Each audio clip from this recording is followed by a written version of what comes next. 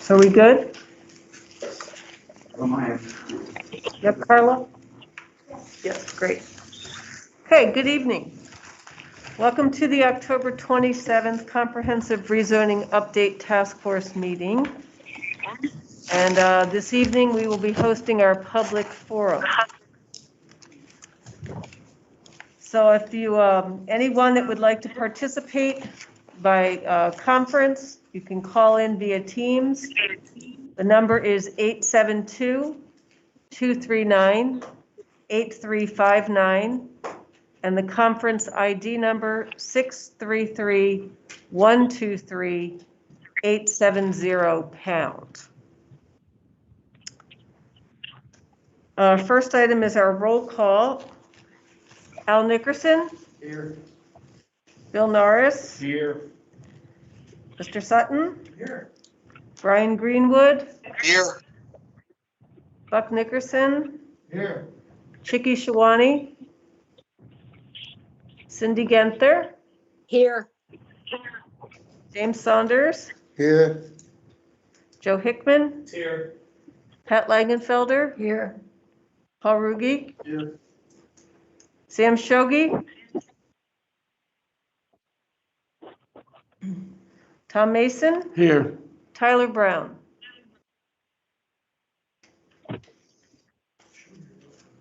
Okay. Madam Chair, I believe Mr. Shogi is listening in. Okay. Maybe he didn't hear us, so. Sam or Tyler, are you, if you're there, can you let us know? Okay. I didn't hear from you. The first item of business is approval of our summary for the last task force meeting, October 13th. Task force members, any additions or corrections to the summary?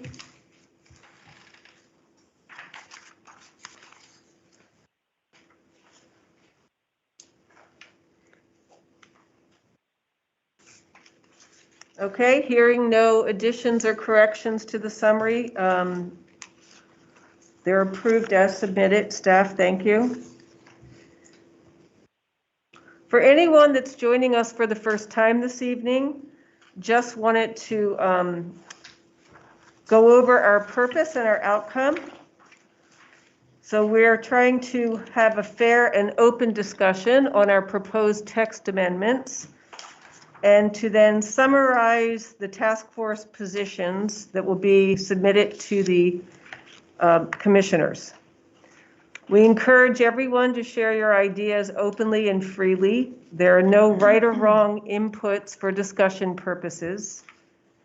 And we have a few norms that will ask you to please abide by when you're participating. We ask that you speak through the chair. So during the public forum, I will call the numbers out loud. And then when your number is called, if you can come to the front, state your name, and let us know what's on your mind.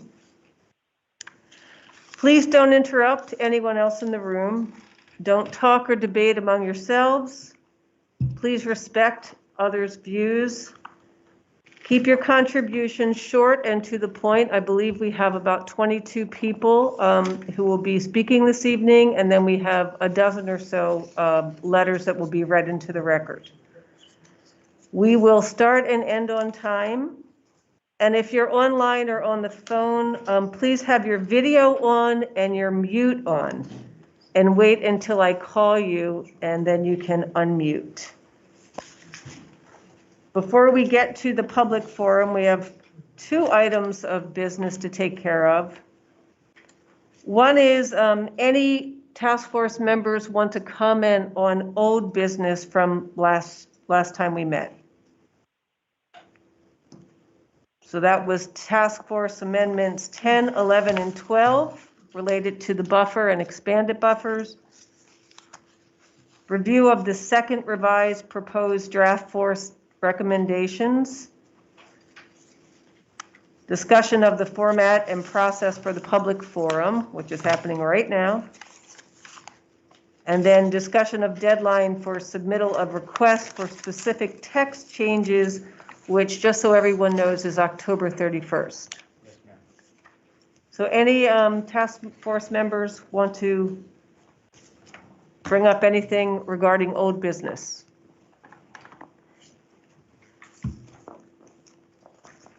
Okay. Hearing none, the next item is not on the agenda. Just want to bring to the task force attention that we are scheduled to meet Wednesday, November 24th, which is the Wednesday before Thanksgiving.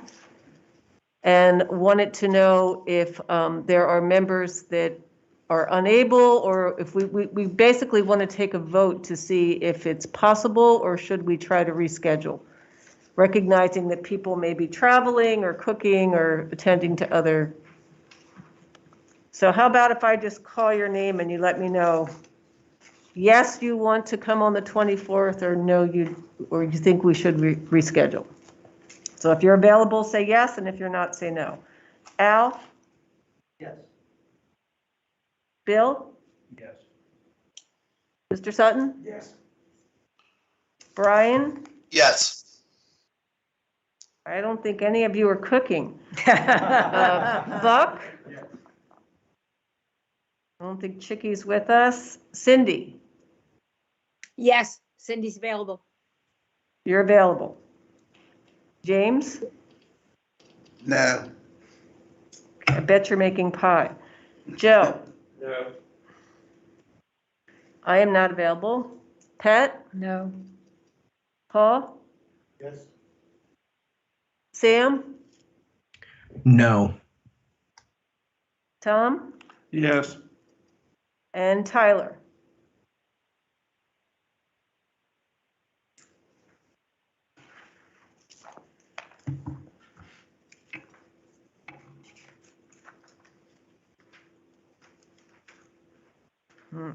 Well, the yeses have it, but it will be an under-attended meeting at best. Okay. So we will move on to the public forum and invite whoever has number 1 to come to the front. State your name for the record, and please let us know what's on your mind. All right, my name's Carol Thompson. I'm from the Rockall area. Welcome. Thank you. You can have a seat if you'd like. All right. I'm just wondering if this pertains to my situation. I see where the zoning Rockall wants to annex my property into the town, as with my couple of my neighbors, and we're all hunters. So we have some woods. That's why I moved there. So do we have an option on this to refuse if they say they're going to annex this into the town? I'm going to let staff answer that question. Well, that's not really an issue that we're addressing here in the comprehensive text amendment rezoning process that we're in now. Right. If and when the town moves forward to do an annexation, you'll get notice at that point in time. You can talk with the town, but this process really doesn't address any of that. We can't do anything about what the town. Okay, well, I just wanted to be sure and not miss out on it. Sorry to take up your time. No worries, thank you. Sir? If you go online and you Google Maryland Municipal League Annexation Handbook, that is it's a group that represents municipalities. It has a whole explanation of the Maryland system. It's the same in every place in Maryland, and it can tell you what the process are, what the steps are, etc. It's a very helpful resource. Maryland Municipal. Here, and you can always, not to memorize it, you can just email me and I'll send you the title. All right, well, thank you very much. You're welcome, sir. All right, number 2.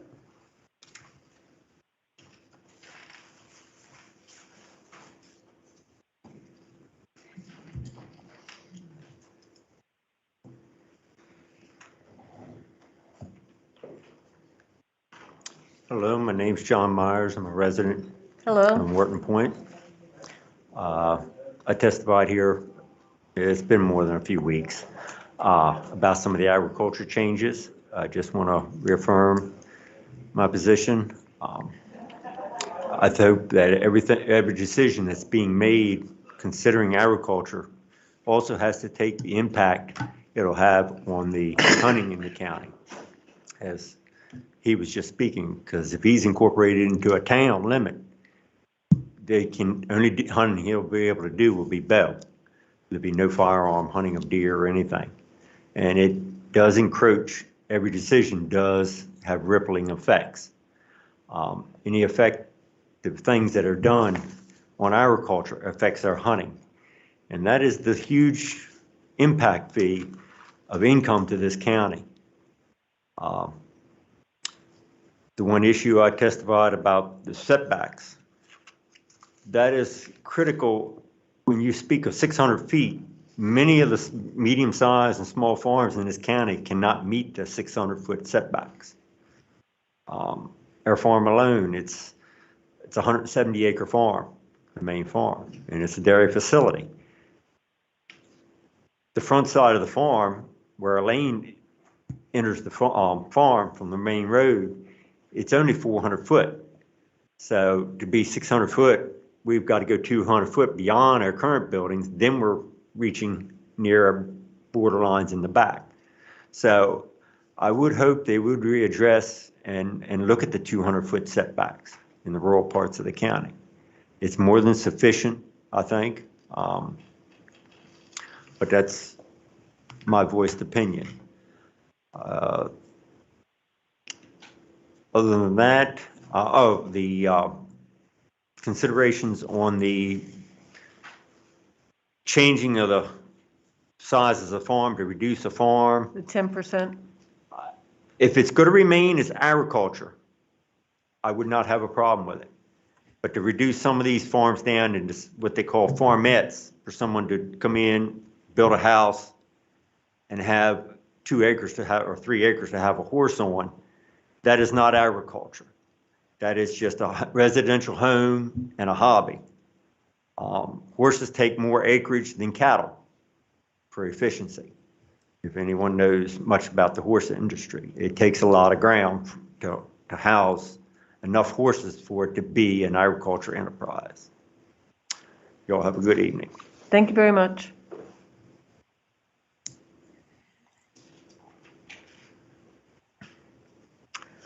Number 3.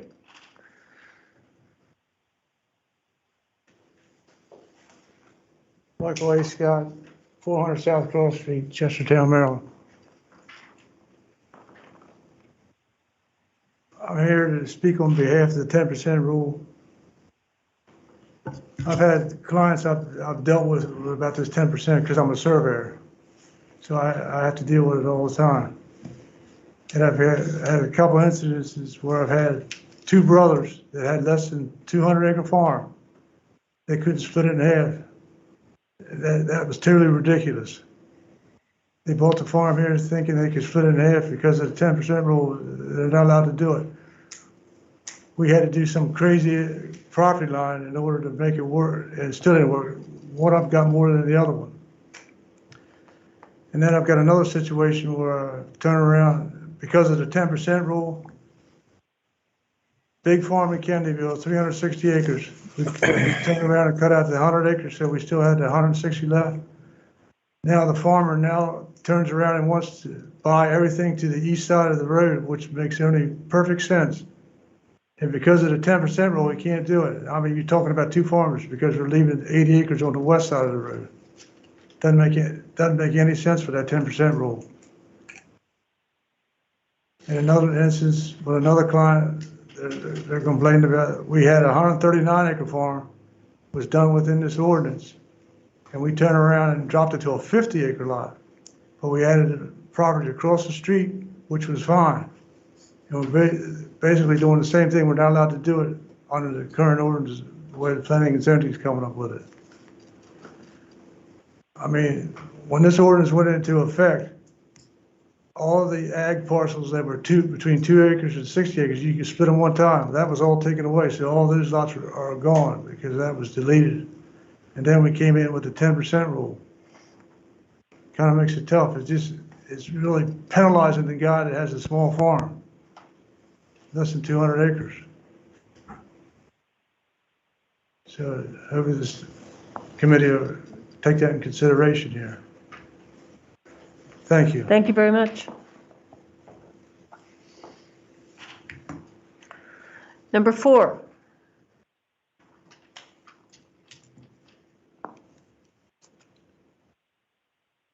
Is number 4 in the hallway? No, he's here, but he wasn't supposed to have to say anything. That has to be Mr. Miller. That's what they told me. You want to do a phone? I can. Is there someone on the phone? I can't see your name, but if there's someone on the phone that would like to make a comment, someone from the public, if you could state your name, come off mute.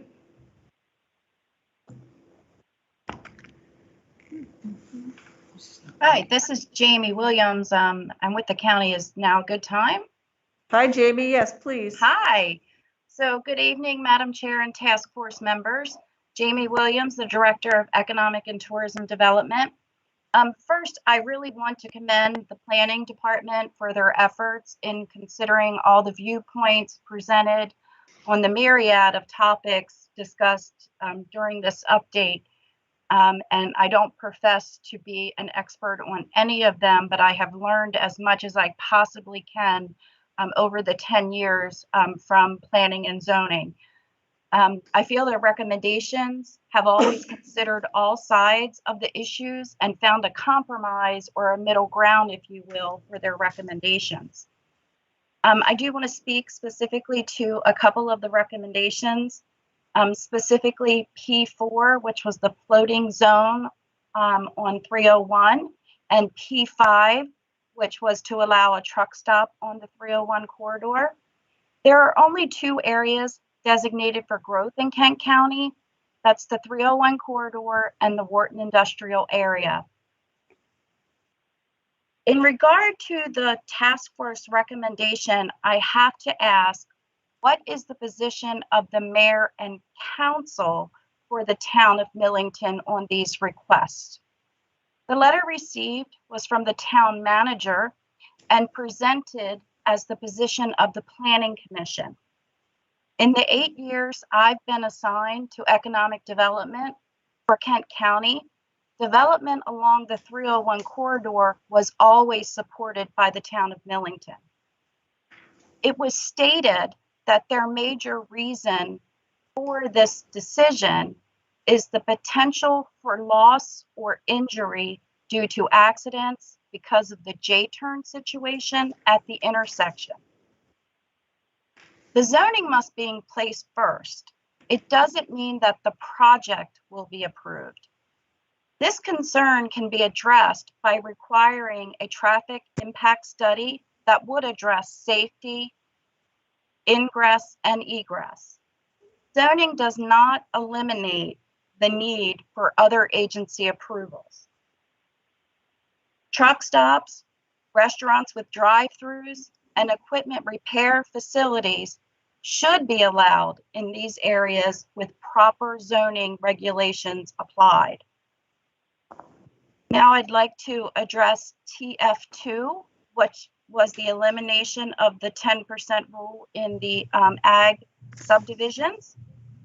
Evolving farming practices support repealing the 10% rule. Farming operations such as hydroponics, aquaponics, vertical farming, etc., do not require large parcels of land. Agritourism is emerging, and small farms are attracting visitors from within the community as well as from outside of the community. I visited an alpaca farm in Caroline County last week on 15 acres.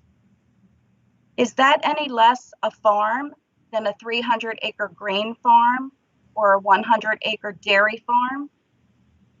Concerns of sustaining agriculture may be mitigated by allowing smaller AZ parcels to be purchased by entrepreneurs new to farming and utilizing emerging technologies. This would also allow large farms to be divided and retained by multiple family members who may not desire to farm in the same manner. They can diversify and evolve. Perhaps having a remain in ag decree, if and when these parcels are divided, would be appropriate. So I would say there's never going to be a unanimous vote in favor or opposition to any change. People are different, their views and desires are different, and there's no greater example of this than the proposal of Walmart to come to Kent County. More than 20 years ago, opinions on this one project range from it's what saved Kent County to this is why we're in the predicament we are in, no growth. There are facts and there are opinions. The facts are schools are shuttering, the hospital is reducing services, and the town and the county budgets are strained to the point that much needed capital investment, much needed capital projects have been delayed for decades. Thank you for your time. Thank you. Okay, we will go back to, I think 4 went away. So number 5.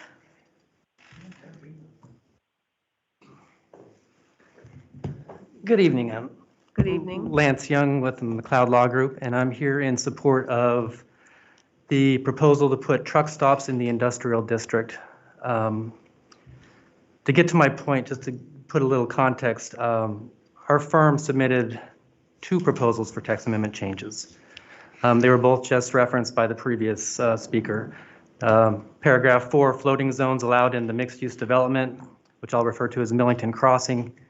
And then the second one was the truck stops in the industrial district. As she referred, there was a letter from an official from the town of Millington that opposed those, and as a result, lost the recommendation from this task force. The point I want to make is that these 2 proposals have been mistakenly lumped together as having a direct impact on the town of Millington. We submitted the truck stop amendment proposal on behalf of Maryland Structural Fabricators, Inc. And the address that we identified for that entity is in Massey along 301. It's not in the Millington Crossing area. So while the town of Millington's opinions are valuable, it's not germane to that proposal. And we think that it was a mistake that the task force also withdrew its support because of that letter from the town of Millington. The text amendment, it would impact properties in any industrial district in the county. So again, one opinion from one official in the town of Millington shouldn't just completely put a damper into that proposal. There's a need. There's a need for truck stops in the county. Trucks are here. Our agricultural industry depends heavily on trucking. Trucks carry products to all of our businesses. Many people that I know who live in the county drive trucks for a living. I think the county could benefit from having that revenue here instead of sending that across the border to Delaware. Thank you. Thank you very much. Okay, I'm going to go back to the phone. I see there's several callers, and I'm not sure this is really in order.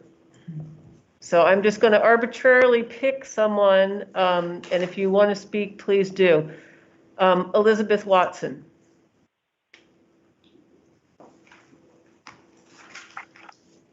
Can you hear me okay? We can, thank you. Okay. Hang on a sec. I want to read a letter. I'm Elizabeth Watson, 226 North Kent Street, Apartment B, Chestertown. Thank you very much for the opportunity to appear. If it ain't broke, don't fix it. I'm pondering the problem this process was designed to solve. We completed a new comprehensive plan in 2018. That plan does contemplate changing the zoning, but only in what I read as a few limited cases. By my count, there are 249 strategies in our comprehensive plan, and fewer than 20 call for any intervention in the county's land use ordinance. In fact, analysis by the consultants that were once employed in this process identified only 13 salient strategies. In their diagnostic report of May of 2020, those consultants compared the land use ordinance to their comprehensive plan for how it addressed 4 goals. One of the goals was for supporting agriculture as a permanent and preferred land use. Only 7 of the ordinance's 272 provisions were considered in need of change. In fact, as a net positive, they singled out the 10% rule that's been referenced by several speakers before me as acting to prevent, quote, prevent the conversion of agricultural lands into smaller parcels for other principal uses such as single-family residential dwellings. The other 3 goals, for expanding and diversifying businesses, creating more housing opportunities, and ensuring that future growth complements existing villages, scored less well. However, after you eliminate duplications, the consultants only identified 54 problematic provisions out of 274 provisions in our land use ordinance. I'd say we scored a solid B or B+, and that's without making any changes at all. Let me just take one proposal in tonight's docket, that's P4, already come up for those, and you all are recommending not acting on it, and just tell you how I would analyze it through the comprehensive plan, what the comprehensive plan says. That's the proposal for changes in Millington. I'm a planner, and I'll tell you in general that's the right place for development. But the comp plan has a couple of important strategies that should be considered. One strategy says expand regulatory flexibility for the creation of and location of employment centers and industrial uses. Overall, this strategy is silent as to where and how the task force or anyone else might accomplish this. But listen to this, the plan says these, quote, these efforts will especially focus on the Wharton area and the US 301 corridor with a priority that the area between the town of Millington and the land surrounding the Route 291, Route 301 intersection be guided by the desired expansion of services and land use identified by Millington's municipal growth element. In other words, follow the lead of our towns. I would suggest that until Millington has its house in order to accommodate the development currently proposed for its western edge, we do nothing to alter the county's regulatory flexibility and keep our options open, including not creating a practice that could creep into any large development across the county. Other strategies in the comp plan also address the development beside Millington in terms of forest conservation. One strategy is protect forested land and other open spaces in the countryside. Another strategy says actually no net loss strategy, no net forest loss strategy. In fact, elsewhere in the plan, it actually calls for an increase in our forest cover. And I would note that the rezoning that was proposed west of Millington threatens one of the few core forests we have, and it's upstream of one of the few environmentally sensitive areas we have. You can take a look at maps 9 and 12 in the plan to see this. Others are going to address the critical issue of promoting Kent County's agriculture. In that regard, we are not only not broke, Kent County is the envy of many other farming areas with every sign of being sustainable for the very long term. Let me just say that the comp plan supports the idea of permanently protecting at least 50% of the county's resource lands, with about 34% protected now, which is a truly remarkable achievement by this county. We may be closer than most jurisdictions anywhere, but how are we going to close the gap if we allow more development and subdivision in the AZD? I really think we all need to take a step back and a big breath. We've been so buried in the details that we've lost sight of the original purpose of the task force, which is to implement the comprehensive plan. Toward that end, I would suggest that before the task force votes for a single change, that the exact language of the change be stated publicly, along with a description of the need and/or problems met by the change, plus a statement of how the change supports the comprehensive plan. In my view, you took a very small idea, aligning the land use ordinance and the comp plan, and made way too much of it on the way to implementing what might be some useful workaday administrative changes. If you want to modernize the 2002 land use ordinance in all its amended glory of 489 pages and streamline it, then go ahead and put it into digital form without making any of the changes under current consideration. You could add the kinds of explanatory and comparative tables we saw the consultant present only briefly in a discussion of page mock-ups many months ago that I think everyone understood would be incredibly useful all around. Then, with the ability to work with the current document at their fingertips, the task force could have have a much more comprehensible ordinance and a base from which to make the important decisions implied in the documents you now have before you. Furthermore, I would urge the task force of the Planning Commission to come up with a 1-year and 3-year work program for implementing the parts of the comprehensive plan that are your top priorities. There are some very big and important ideas in that plan. For example, when are we going to define our most scenic views and develop guidelines to protect the most threatened? Where is our wellhead protection plan, our biological resource management plan, our bike and pedestrian strategy, and our greenways program? Where are our programs to protect more of our land through transfer of development rights and purchase of development rights? And when are we going to figure out how to raise the funding to make those programs effective? We have spent a lot of well-meant time and attention and community energy and leadership, especially in the form of this task force and our hardworking staff. I would submit that all those critical community resources would have been better spent without the helter-skelter, rushed, poorly designed process we've all been burdened with. With the pandemic hanging over all of us as everyone has struggled in their own way to make this process work somehow, we really haven't accomplished much more than aggravation and exposing to great potential mischief our legacy of a basically okay land use ordinance. Thank you. Thank you very much. Number 6. My concerns have already been answered with the first speaker, so Okay. I have the information I need. All right. Thank you. So I'm going to go back to the phone and we'll go with Trey Hill.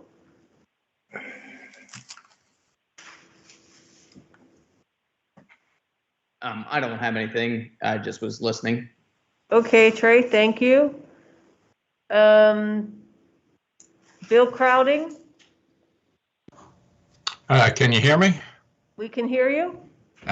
I just want to say that the audio on this is terrible on my end, but I'd like to just say that I agree with everything that Elizabeth Watson just said. And, you know, we got a zoning ordinance.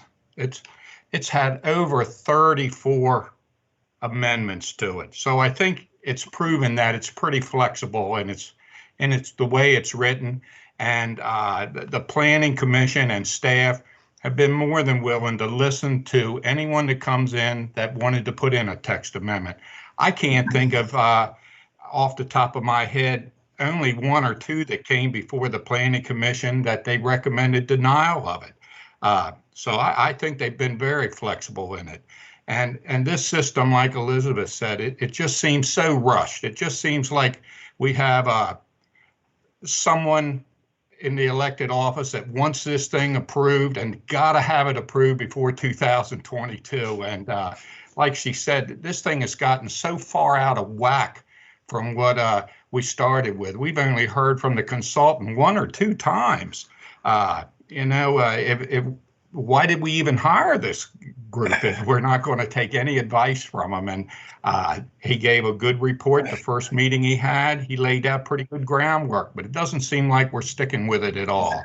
So the only other thing I would mention is if you on the task force are thinking of making zoning changes, go out and take a look at where some of these proposed changes are in place right now and see how they affect.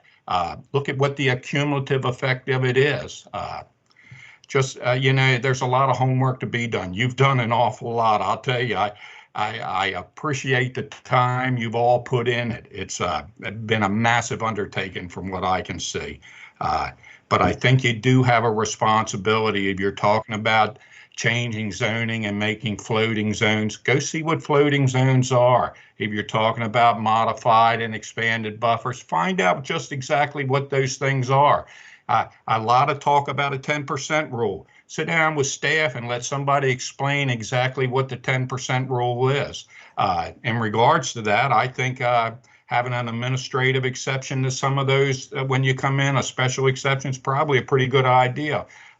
One size doesn't fit all. So I thank you.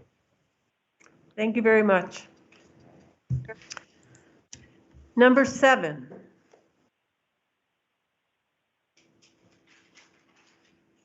I have nothing to add at this time. Okay. I'm going back to the phone. I see Hugh Gibson. Are you listening or would you like to add to our discussion? I am actually primarily listening. Can you hear me, by the way? I'm not sure that my Yes. phone is on. Yeah. We can hear you. I'm primarily listening at this point. I would have to say at the outset that I'm actually not a Kent County resident. So I do have a couple of remarks, but I'm going to keep them brief. First of all, I do recognize that Kent County may need additional economic development in some form and in some place. I agree with Elizabeth, though, that in general they should be guided by the comprehensive plan, and which at this point may not need extensive revision at all. The second point I would like to make is that the idea that, which I think is over the years been expressed by a great many Kent County residents, that one of Kent County's greatest assets is its general rural or overall rural environment, is absolutely accurate. I mean, when I visit Kent County, it's not just to go boating or anything like that. I actually literally drive around on the back roads to view the agricultural scenery. I make a point of patronizing local businesses. So, there are people who really do appreciate the rural environment of Kent County who will even sometimes travel long distances to do so. So I think that's just one of many things that should be kept in mind as you consider the positions taken by the task force. That's all I had to say. Thank you very much. Number 8.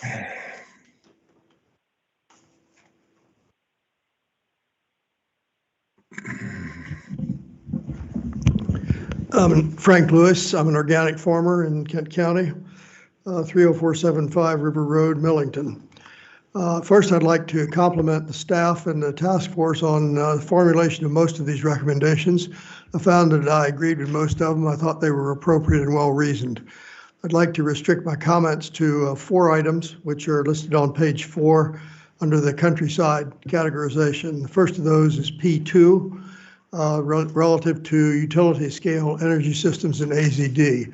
I think that there should be an absolute prohibition on solar, on industrial scale solar in AZD. There's more than adequate room for solar in the existing districts, as well as potentially in non-tillable land that the commissioners might choose to further zone if more land is needed. But I don't think that tillable land should be used at all, certainly not prime farmland for solar arrays. The whole issue of food production is already being referred to as a restriction, and solar arrays, larger ones particularly, take up enormous amounts of land and I think are inappropriate.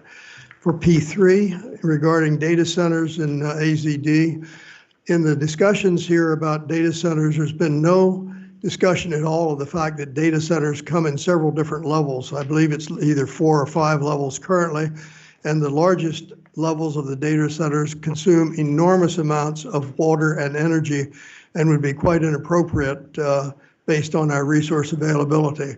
So I think the prohibition of data centers completely from AZD should be continued until there's much further exploration of the different levels of data centers, the amount of energy and water consumption, and what might be appropriate in Kent County, if anything, for the smaller ones, but certainly not the larger ones. They become really enormous enterprises.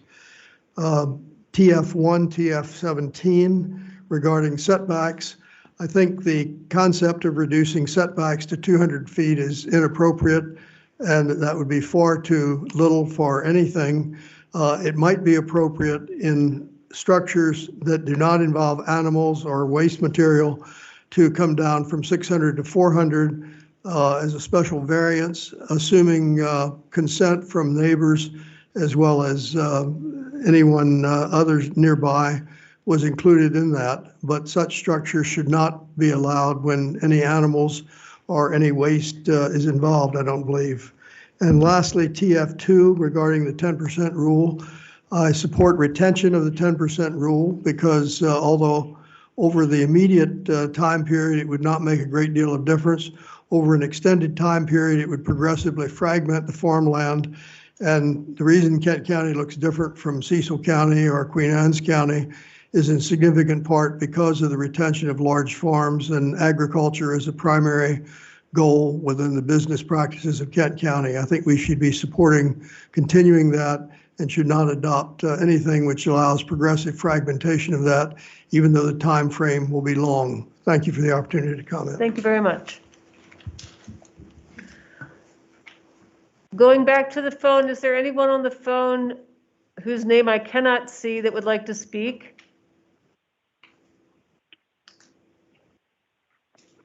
Yes, Marion Fry, 9818 Augustine Herman Highway, Chestertown.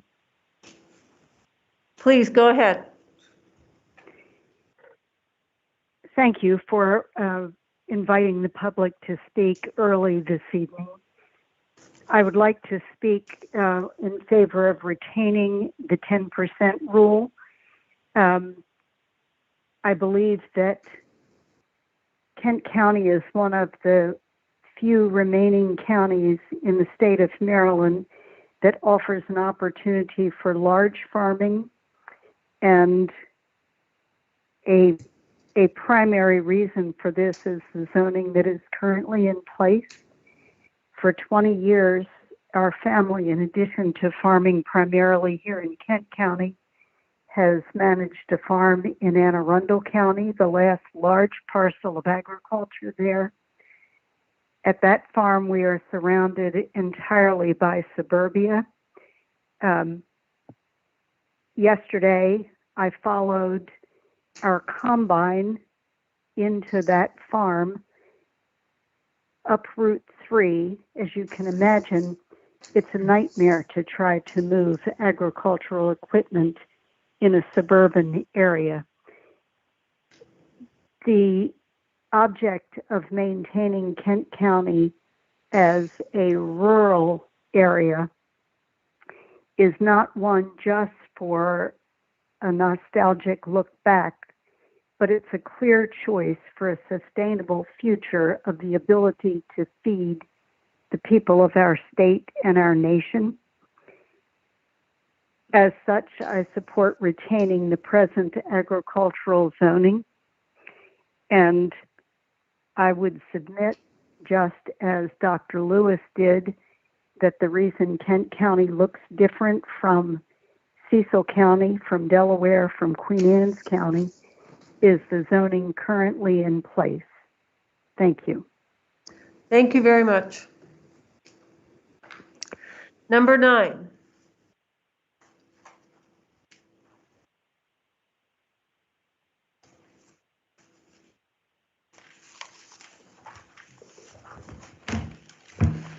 Hi. Hello. Janet Christensen Lewis. I live in Millington. I want to thank the task force and members of the task force for holding this public hearing to let us come forward and make some statements. I just want to make a quick reference to what P4 and P5 have done. Is Millington is not saying that there can't be truck stops, I don't believe, in that area for the zoning around there. I think what they're saying is they want the opportunity to set their own zoning regulations, and they want what's there now to be left in place. The other thing that I want to address is the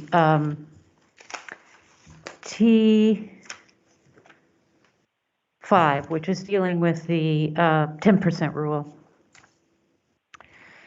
The reason given for doing this by those supporting the change have been basically anecdotal, that they need to allow this to happen so that we can have small farms, we can have hydroponics, we can have all of these other things.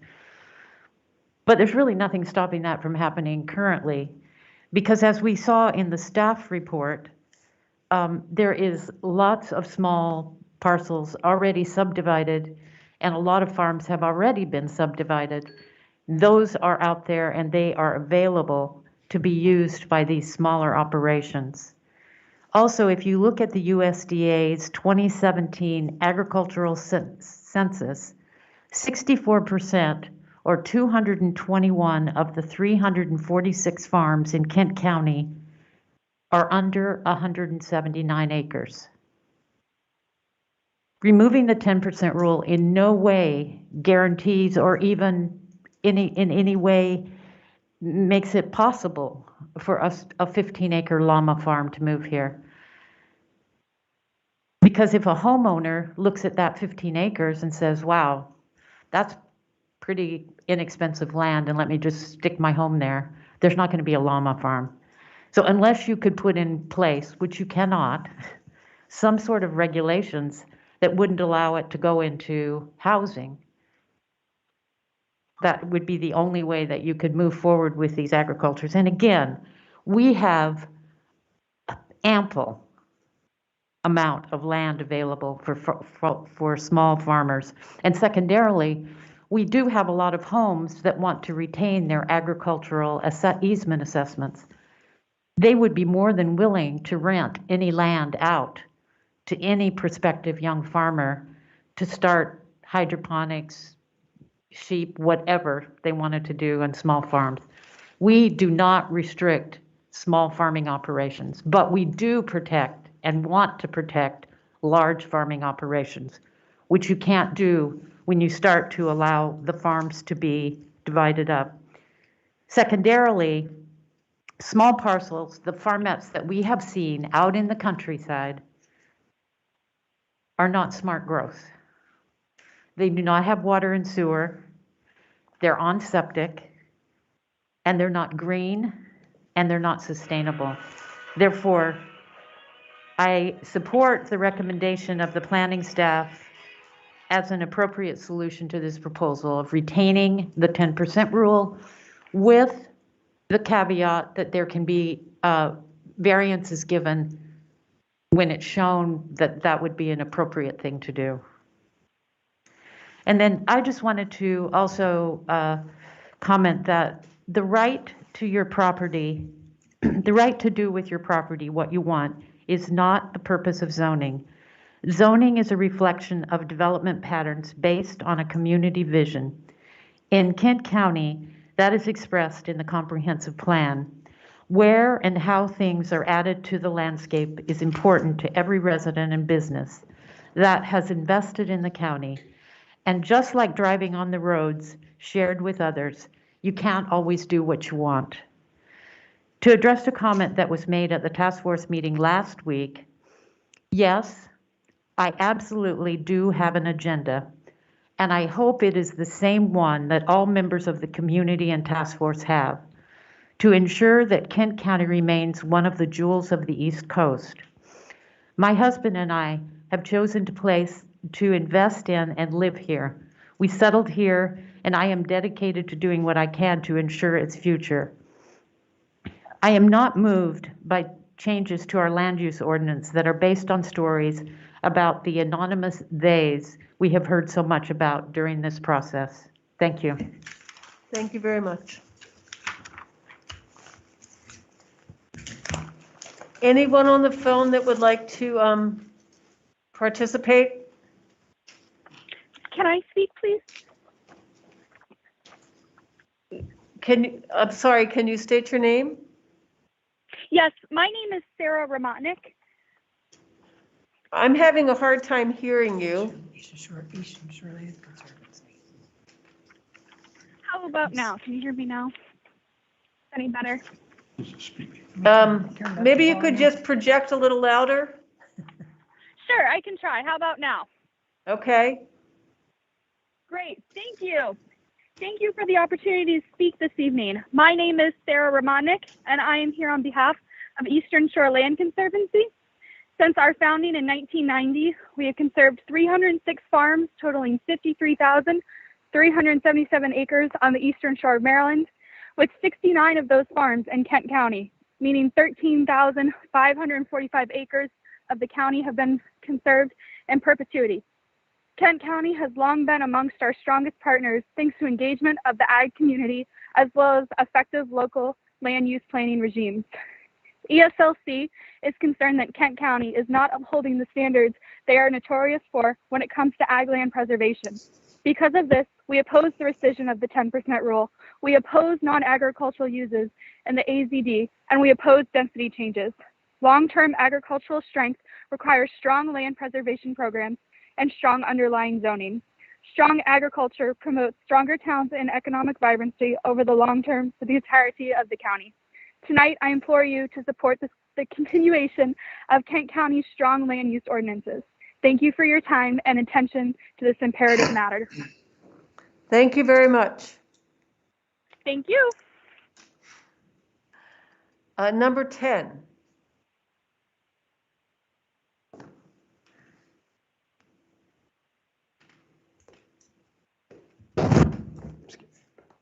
How are you, Madam Chair? Good. How are you? David Hill. Really wasn't planning on giving much of a talk tonight. A lot of what we've discussed, even outside the 10% rule, the reset of the density. I guess the real question is why do most people come to Kent County or move here? What's the real reason?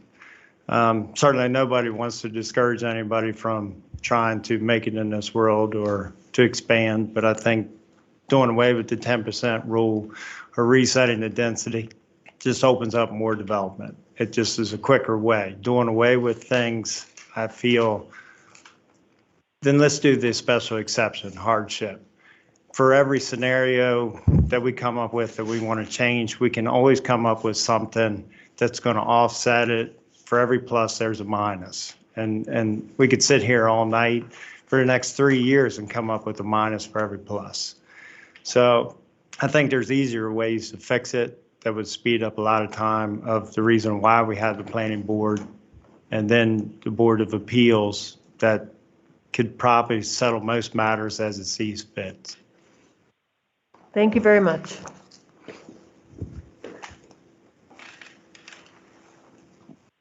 Going back to the phone.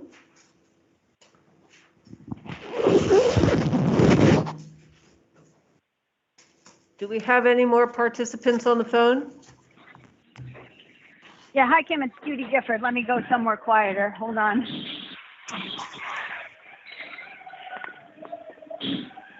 Sorry about that. I'm in the barnyard. So no worries. Well, it's so this is Judy Gifford from Kennedyville, and it's always challenging to follow Elizabeth Watson and Bill Crowding and Janet Lewis. But I do want to say that I agree with everything that they have said. But I'd also like to bring up the unanswered question that has been asked multiple times during this process by task force members and the public, and that is, how are these issues going to be resolved? And David Hill made a good point just a minute ago that there's easier ways to do that than what we're doing now. So the previous process for the comprehensive rezoning incorporated discussion groups with people knowledgeable on the topic, time for research and evaluation so that consensus could be achieved, impacts on neighbors and others could be analyzed, and a resolution could be justified. And this time around, the commissioners and the director of planning, as my understanding has it, have designed a process either by intent or lack of foresight that has no process for resolution. And in addition, the recommendations have not been screened or analyzed to allow for informed discussion, such as how are you supposed to address, consider reviewing conditions relating to hunting trailers on farms. What does that mean? Or consider reevaluating 20-foot setbacks on pools. Consider what? Should the setbacks be more or less than 25 feet? Questions such as, does this warrant a change to the land use ordinance, haven't been asked. Is the current process adequate to resolve the problem? Who will be impacted, and what is the justification? And finally, what are our guiding principles? They really need to be incorporated, because the guiding principle, of course, is the comprehensive plan. And the #1 land use goal is to support agriculture as a permanent preferred use. Therefore, issues such as the 10% rule, the density reset, data centers, utility solar are all in conflict with this goal. And changing the 10% rule, no matter how you want to cover it up, is the developer's dream and not a way to attract young farmers. The parcel of land will be sold to the highest bidder, so there's no way to assume it will benefit a young farmer. And I could go on about how expensive it is to start a farm on a 20-acre parcel with no house, no water, no septic, no electricity, no work shed, no driveway. It would take a mountain of tomatoes or, hundreds of llamas to pay these costs. And in addition, anyone who has traveled to Middletown, Montgomery, Howard County, Cecil, Anne Arundel, as have been listed, has seen the negative impacts of subdividing farmland. The 600-foot setback is another example of a proposal with no justification, no discussion on impact to neighbors, and no resolution in sight. Counting the number of people who spoke on one side or another is not a legitimate basis for making a recommendation. And what is the problem to be solved? Currently, there is flexibility in the process. For example, because there was no way that we could build a new manure storage shed facility 600 feet from the property line on our 60-acre farm, my husband and I applied for a variance. Our neighbors were informed of the plan, had the opportunity to voice any concerns. 2 neighbors stopped by. One was being nosy, and the other was worried about the impact on his property value. And when he saw where the building would be located, his concerns were alleviated. In 2 months, we had our permit and construction started on time. The variance process minimizes conflict and often results in a better outcome. To arbitrarily change the standards would be a mistake. And in cases where there's no identified problem, no clear justification, no process to provide a recommendation, and the impacts have not been identified, then the default should be the status quo. Thank you. Thank you very much. So before we move on to number 11, I'm going to suggest we take our short break. It's 7 o'clock. So we'll break for 10 minutes, and we're going by this clock, which is, I know it's not correct, but if you're in this room, it says 7 o'clock. So wherever you are, let's take a 10-minute break, and we'll come back at 7:10. And if you're in the room, please know that this is being recorded. So if you have something to say that you don't want others to hear, you may want to step outside.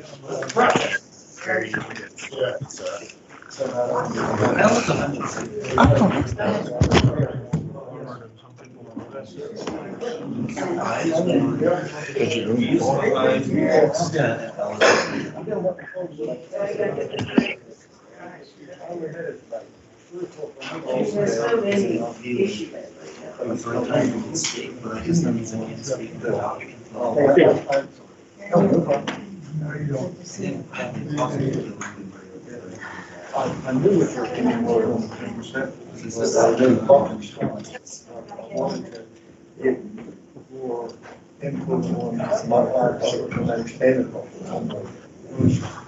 What I'm trying to do is, it's always kind of a moving target,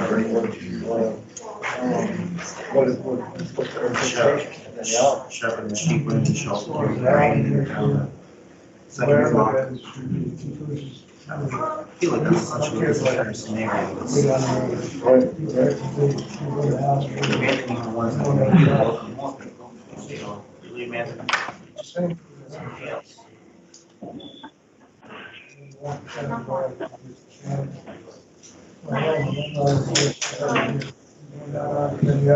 There's 6 more people. They work at 15 to 1.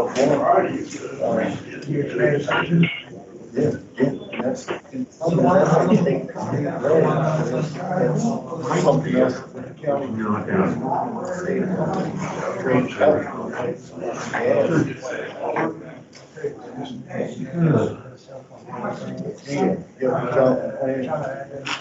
Somebody was telling me, Bill Crowder was telling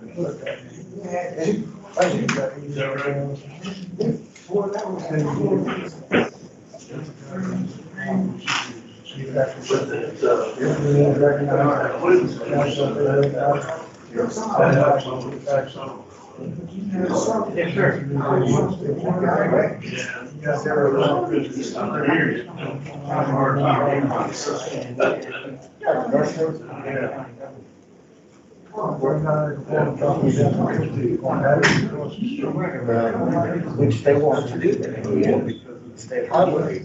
You want to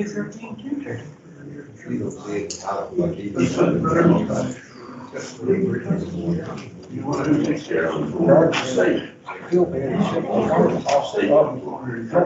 He does. He does. Jason, he does.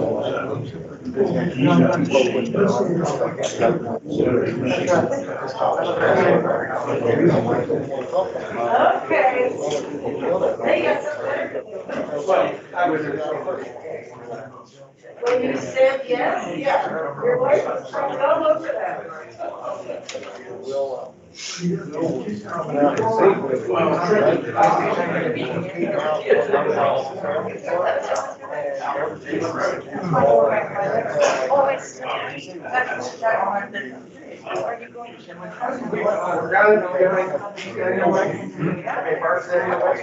There's some down there. Scattered. Oh, yeah.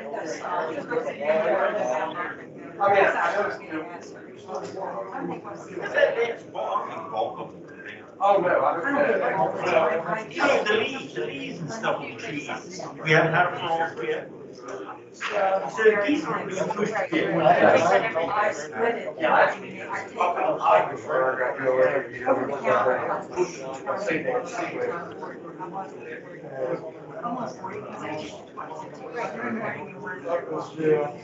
Which seems to help because you just take it in the morning. It's still, It's mid-40s up there. So, I'm Great. doing Oh, that. great. Pattern was just separated by 6 hours. So it's still. No, he's pushing back. That's okay, yeah, we don't need it right now. I think we got the east side. Yeah, we have a few jobs. There's a few jobs around. Yeah, I think so. New jobs. Here right now. I haven't seen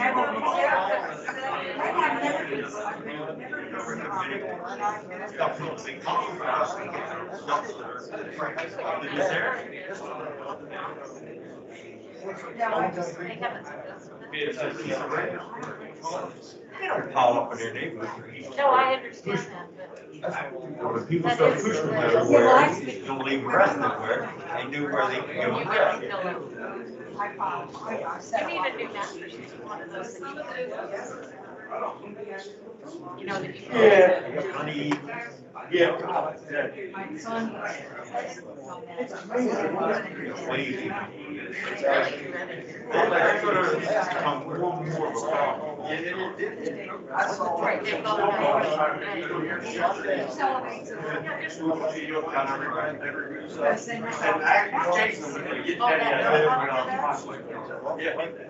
They're making when they get hungry, they'll go after the other. But not if you just. Springtime, most of left. It's just they have them on that work, just keep diving out of them, keep going on the roof, they can't get them. I've seen people got themselves splashed down so much, that when it comes to hit the ground, it's wet, you can't get up. You don't swim ashore. I've seen now it's funny to get you later.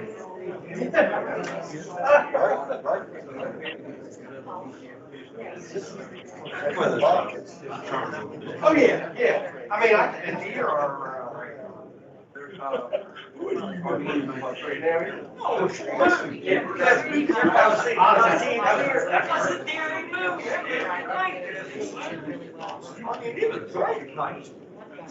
Yeah. Almost like it out there. I seen one night coming across the road up there across this building, back in there for him, later, the night. That evening, I seen some small.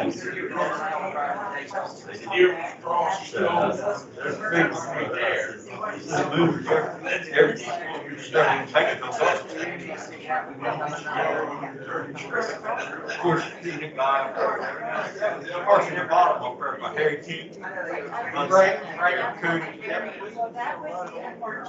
There, that first leak of boat, guy down the bottom. That patch, guys was on the hill, right there's the school. Good. At least, struck that fuck right there. He wasn't far.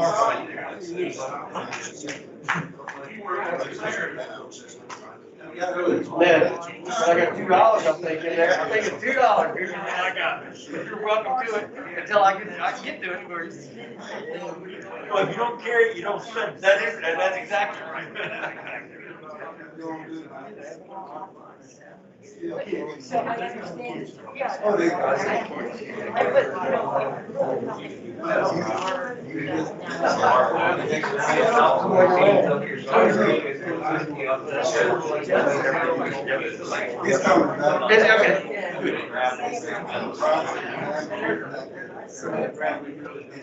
Okay, good.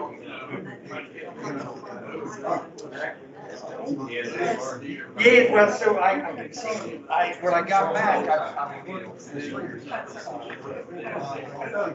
and I asked her, because she was gonna go, but I don't think she did. She said somebody couldn't take her. Wouldn't take her. And that's just what I thought, and she said, I said, if I was here, I'd have brought one. She said she won't miss the next one. Yeah, we'll make sure. Between you and me, we'll make sure.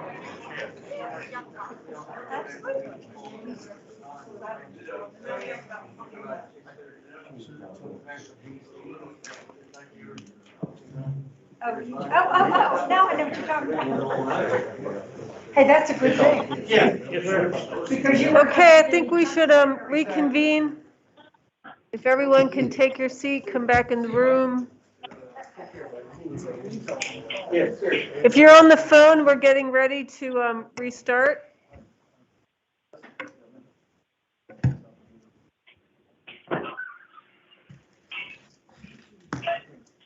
And I think we are up to 11. Hello.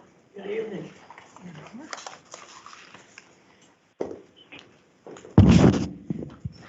My name is Paula Reeder. I live at 12591 Still Pond Road in Still Pond. I've been a county resident for 30 years. I live on a quote-unquote farmette and have spent the last 30 years making it pollinator friendly and planting trees and doing a whole bunch of things I think are good for the environment. I came here 30 years ago because I found Chestertown to be, and Kent County to be, a magical place. It's where I wanted to live. I appreciate its rural nature. I appreciate the farms, and I don't want there to be any question about that. But I'm going to take a contrarian point of view that I think is warranted here tonight, because it's one you haven't necessarily heard enough of. I'm here to represent the public. I'm here to represent small landowners. I'm here to represent property owners. And I'm here to represent the business community, which regrettably, as I view this committee, is poorly represented and has been. As I look at this effort, I'm sure you've all spent a lot of time and energy here. But what I see is a majority of people involved in agriculture, which has been the case for the last 30 years in all of the committees that have been charged with the responsibility to look at zoning for Kent County. I thought this was an opportunity for the community to take a fresh view, to recognize that times have changed, that there are different challenges that as a community and as a county we face and need to be able to address in a balanced, wise, and informed basis going forward. As I look at this task force report and the recommendations that come out of it, what I see is basically an effort to preserve the past. There is very little new here. There is very little flexibility in terms of addressing all of the issues that we face, including the loss of 1,000 to 1,500 people in this community. There's never been a question as to why, and I think that needs to be addressed. The closure of our schools, the fact that we can't retain our young people, the fact that there's, as one person said tonight, there's no place in the county to buy underwear. I was a member of the business community, and my business basically failed for lack of ability to attract a sufficient clientele and sufficient income to support me and my family. Many businesses in this county have failed, and the question needs to be asked, why? 91% of our land is dedicated to agriculture. That leaves just 9% of available land space for residential living, for commercial, for industrial enterprises. What is enough? And how do we need to change in order to survive going forward? I'm not suggesting wholesale development, but I do believe that property owners' rights need to be respected, that we need to take a fresh look at things like how we obtain and pay for our energy here and the choices we make relative to energy, and the fact that we've only got 2 areas in the whole county slated for growth. What is enough for agriculture? The fact of the matter is most residents, small property owners in this county, are carrying the burden on a percentage basis of the tax dollars generated to support our schools, to support county services, to support town services. It isn't the agricultural land that's doing that. Where is the equity? I'm here in particular tonight. I also want to say that Jamie Williams' observations are on point. And it's about time that people who are making decisions in this county paid attention to those points. I'm here to support utility scale solar installation, and not just along Route 301, where it's impossible at this point and not cost effective to install utility scale solar. We need to make a choice here again as to whether we're going to support continuation of fossil fuel fired energy with all the expense and pollution that entails, or solar energy or renewable energy.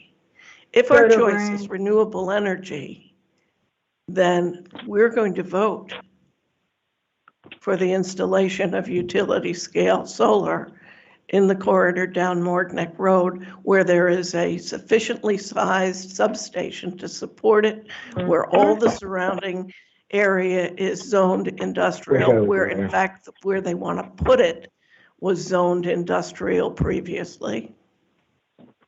There's no reason we can't change our minds, and change our views to serve the public interest. Are you choosing fossil fuel energy for our future, or are you committed to renewable energy? Second, data centers. Data centers represent clean industry. Unlike some others we could. Excuse me. Whoever is not muted on the phone, if you could please mute yourself so we can hear Paul speak. Please continue. Data centers represent jobs, which we are in very short supply of here. Permanent jobs, well-paying jobs with benefits. Let's think about that for a change. The other recommendation that I'm going to speak to is the 10% rule. Unlike opponents of elimination of that rule, I believe it gives us, again, an added measure of flexibility. Not only the county, but individual property owners.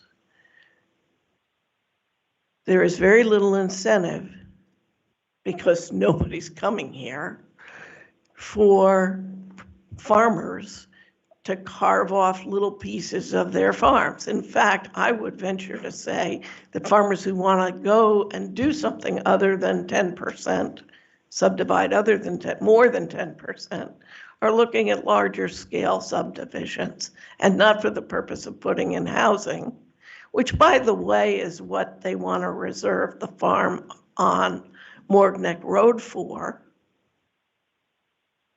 in the future, instead of energy production with pollinator fields planted underneath it. The bottom line here is, again, what makes sense. And it's just antithetical to me that a small group of people, small group of large-scale property owners should have a say over the remainder of property owners' rights and opportunities and choices going forward. Lastly, the rule by variance, which is what we've adopted here in the county, benefits people of means who can afford to hire a lawyer and go for what they're looking for with the county planning group. Other people don't have that opportunity. They don't have the flexibility, and they may not have the education to support attainment of their goals under the current zoning regulations. Again, I urge you all to take a different view, to look at your county with fresh eyes, to see that there are more different kinds of people here with different kinds of issues, with different kinds of needs, and make room for them. Thank you. Thank you very much. Is there anyone remaining on the phone that would like to participate?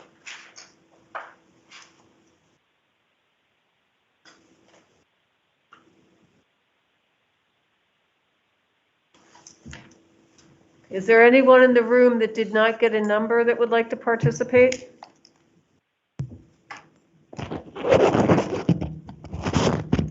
Okay, then I think we will move on to read the letters that have been submitted for individuals that couldn't be here with us on the phone or in person. And Mr. Mackey is going to read those letters to us. Thank you, Madam Chair. Thank you. First letter is from McLeod Law Group dated October 26, 2021, regarding the proposed text amendment for mixed-use zoning for Millington Crossing at routes 301 and 291 interchange. Dear Commissioners and CRU Task Force, I am writing to update the County Comprehensive Rezoning Task Force regarding the property owners represented collectively by this firm relative to the subject text amendments. Please be advised that our firm represents A. Richardson Fresh Ponds LLC, the owner of Tax Map 31 Parcel 6 in Millington along River Road and US Route 301, comprised of 210 acres. B. Kent Mill LLC, the owner of Map 31 Parcel 107 10601 Howard Johnson Road, Millington, being roughly 7 acres.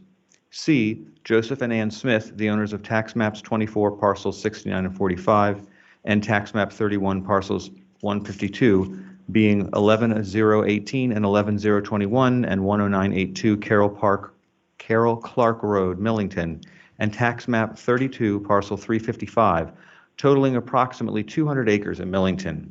D. John G. and Sandra Donnelly, the owners of Tax Map 32 Parcels 55 and 60, being 31203 and 31205 Millington Road, Millington, consisting of a total of 36.5 acres, more or less. And now, E. Stonehill Farms, LLC, the owner of Parcel 31 on Tax Map 23, being 31742 Chesterville Bridge Road, Millington, Maryland, consisting of a total of 111.54 acres, more or less, lot number 1. And William J. Shahan Sr., the owner of Parcel 31 on Tax Map 23, being 11005 Dudley Chance Road, Millington, Maryland, consisting of a total of 5 acres, lot 2. Together, our clients own nearly 600 acres designated as the premier future growth and economic development area in Kent County. Enclosed, please find the support letter of Stonehill Farms LLC and William J. Shahan Sr. Please update your records to reflect our representation of these property owners and consider the proposed text amendment as a unique opportunity to implement the 2018 Kent County Comprehensive Plan relative to the town of Millington and routes 301 and 291 interchange as designated growth and priority funding areas. The proposed text amendment for mixed-use case zoning sets the stage for coordinated master planning for integrated development and infrastructure servicing, resulting in smarter, more innovative growth and well-planned development. Thank you for your attention and consideration. Should you need additional information or have questions, please do not hesitate to contact us.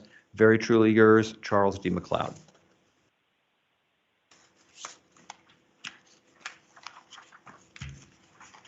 The next letter is from Stonehill Farms LLC, dated October 12th, regarding the proposed text amendment.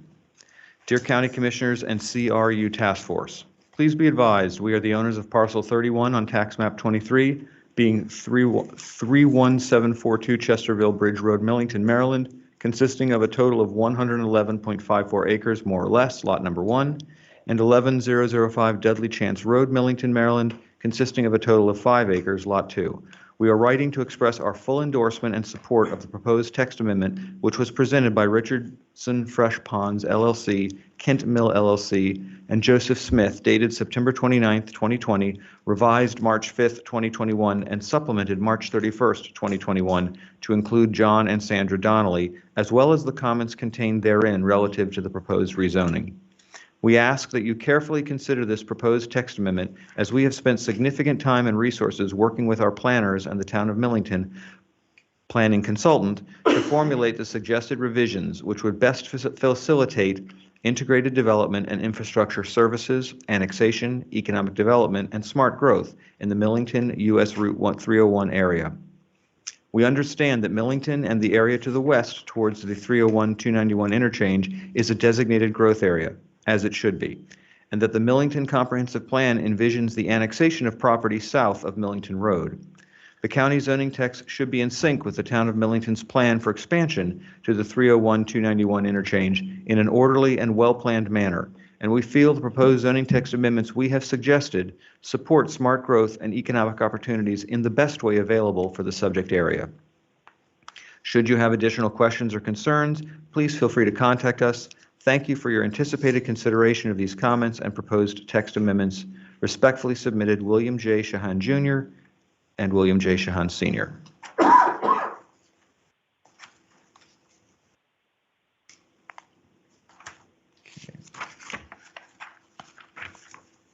The next letter is from Little Bohemia Creek Farm, dated October 26, 2021, addressed to the Department of Planning, Housing, and Zoning.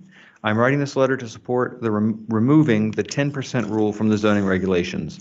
The trend in farming now for young farmers and first-generation farmers are small farms growing vegetables with a CSA, a vineyard, or some other specialty enterprise that doesn't need large acreage. These young farmers cannot afford to buy 100 acres. Kent County goal is to preserve farmers and farmland. The only way to do that is to get the next generation on the land. The 10% rule is working against that. The 10% rule also hinders the ability of some farmers to sell part of their farm if they need to raise money for retirement or to pay medical bills if they don't have enough acreage. I would ask the board to remove the 10% rule so Kent County and Kent County Agriculture can move ahead for the future. Sincerely, Jonathan Quinn. The next letter is dated October 12th, 2021, addressed to the Kent County Zoning Board. We on Federal Hill Farm support the changes suggested in the comprehensive zoning draft. We fully support and request adding agritourism as a permitted use in both the agriculture districts and rural residential districts, with perhaps a caveat that the farm in question be at least 100 acres in size. We suggest adding the category of, quote, cut your own Christmas trees, end quote, to the allowed activities described in the definition, and suggest adding a special events category, which would include weddings, wedding receptions, and the like. Sincerely, Mary Lou Hurt, Federal Hill Farm. The next correspondence is an email from John Leisinger, dated today at 1:46 p.m. He requests that this be read out loud during the meeting. Dear members of the Rezoning Task Force, I would like to comment on the Rezoning Task Force's process and what is to be done with the product of its work. Kent County's current land use ordinance, while certainly not perfect, has undeniably served the county's citizens well for many years. It embodies the collective wisdom and experience of hundreds of concerned citizens over decades of public meetings, and it has been amended to recognize the practical realities of a changing environment and to appropriately balance the desires of property owners with the rights of their neighbors. Disappointments have sometimes resulted, but the LUO has stood as a guidepost for planning, and no one should argue that they were unaware of the limitations it imposes in cause of serving the common good. I commend the hard work and commitment of time and energy made by everyone on this task force every one of this task force's members. It has been a lot to ask of any volunteer committee, and you should be thanked for that effort. With the support of the county's planning staff, you have worked hard over the past year to discuss and weigh the merits of the proposals that have been brought to your attention. For better or for worse, you have been challenged by an inability to meet face-to-face with each other and with the broader community. Unfortunately, these challenges and the time constraints of meeting virtually have unquestionably resulted in briefer and more superficial deliberations than some proposals have merited. But to ask more of you might seem to be to ask too much, or might be too much to ask, pardon. The time and format constraints to which the task force's deliberations have been subject have resulted in an inability to reach consensus on numerous proposals for change that have come before the task force, although the term consensus has often been used. In no meeting that I can recall have I had the impression that the task force members have been in 100% agreement on any specific zoning change proposal. What is more, there appears to have no systematic attempt of registering members' decisions. I do recall the staff's preliminary tabulation of the task force members' opinion on a long list of proposals that revealed numerous split votes, and as far as I have been able to tell,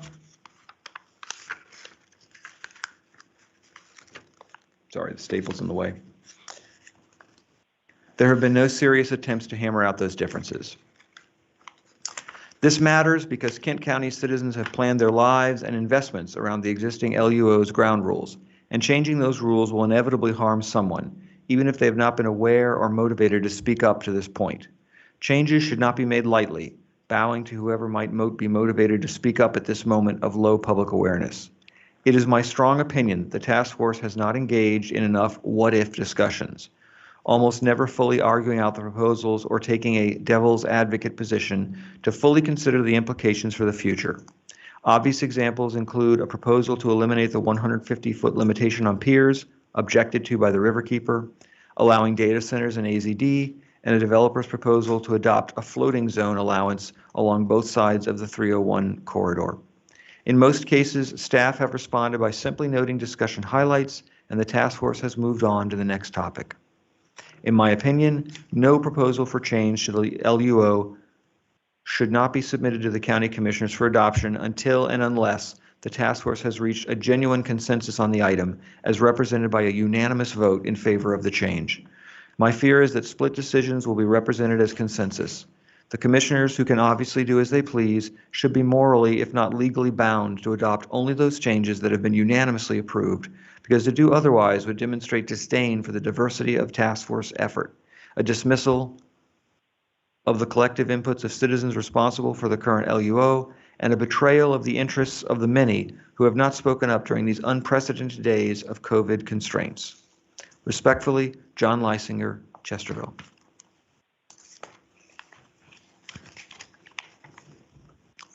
The next is an email from today, dated today at 3:05 p.m.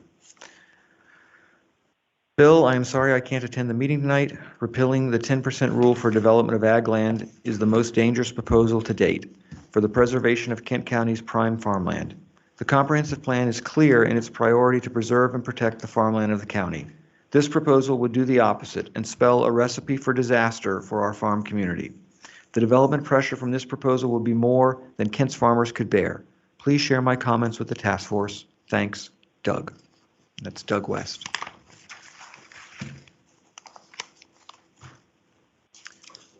The next is an email received today at 4:19 p.m. Dear County Commissioners for Kent County and Comprehensive Rezoning Update Task Force. As farm owners and residents of Kent County, we would like to express our support for eliminating the 10% rule as pertains to agricultural zoned land in Kent County. The rule is unnecessary and causes hardships for landowners who may not qualify for land preservation, and for landowners who may wish to leave equal shares of their property to family members. The rule also prevents many farmers and landowners from selling sizable wooded acreage that they are not using for crop production. It is simply not the case that creating smaller agricultural parcels threatens the county's agricultural heritage. We know of no smaller tillable acreage in the county that is not currently being utilized for crops or other acceptable agricultural uses. Respectfully, William H. and Ann J. Norris, Green Marsh Farm. And then, Madam Chair, I received tonight at the meeting copies of the following letters. Each one has a cover letter, and that cover letter says, Dear Mr. Mackey, we are unable to attend the Kent County CRU Task Force public hearing on October 27th. Can you please read my letter into the public record? Thank you. In this case, signed by Hans Singer of Durham Point Farms. And each of these letters has that cover letter, and I will proceed to read each of the letters. August 19th, 2021, Kent County Planning Office. Dear Mr. Mackey, we are very concerned about some proposed changes in the Kent County Land Use Ordinance. We purchased our farm near Still Pond over 40 years ago. It has been tilled with best management practices by the Dill family since that time. We purchased in Kent County because of the quality of its soils and its support of farming. Please do not change the rules that will intensify development in agricultural zoning district. The 10% rule should remain, and there should be no reset for changing of zoning densities. We oppose any rule that will allow non-agricultural uses in the zoning district, such as data centers, solar farms, or wind turbines. Good agricultural practices allow the use of chicken litter, and we support that. But as good neighbors, these permanent storage facilities should not be closer than 600 feet from the property line. Thank you for all you do to support farming in Kent County. Sincerely, Hans Singer, President, Durham Point Farms, Inc.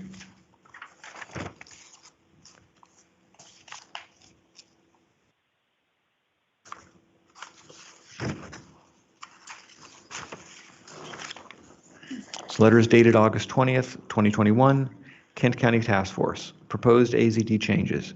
Dear Task Force, we have owned farmland in Kent County for over 40 years. We were happy to discover Kent County and have been very pleased with how it respects farmers and their property rights. Our 5 farms are operated with best management practices by Trey Hill of Harborview Farms, so you know they are highly productive and operated with positive environmental benefits. We have been trying to follow the rezoning process virtually, but that is difficult with the inadequate audio provided. So here are our concerns about proposed changes in the AZD. Removing the 10% rule would cause many farms to be subdivided, then sold to non-farm interests. This will not benefit the farm industry in Kent County. By making data centers an agricultural use, they will compete with the water rights of farmland. We use chicken litter on our farms and find it to be a good agricultural practice, but we do not want permanent large manure storage buildings near our property line, which will devalue our property values. They should be at least 600 feet from a property line. We should try to respect all property owners with good zoning rules. Sincerely, Fairley Farms Partnership.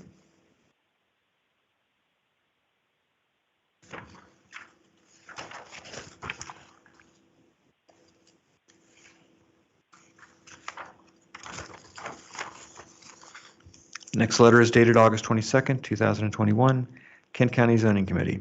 Dear Mr. Mackey, over 40 years ago, we bought a farm near Wharton. It has been very productive, and we are pleased that the Wessel family has been tilling it for many years. We would like you to keep the farm zoning rules the same as they are now. Kent County is one of the last true agricultural counties in the Mid-Atlantic because of the respect shown for farming in your current zoning code. You should not reset the zoning densities or change the 10% rule, which would encourage development in the farm areas. Please keep manure storage buildings at least 600 feet or more from the property lines. Do not allow non-ag uses such as data centers and solar farms in the farm zoning districts. Thank you for considering our concerns. Best regard, Carl V. Bear, New Hope Farm.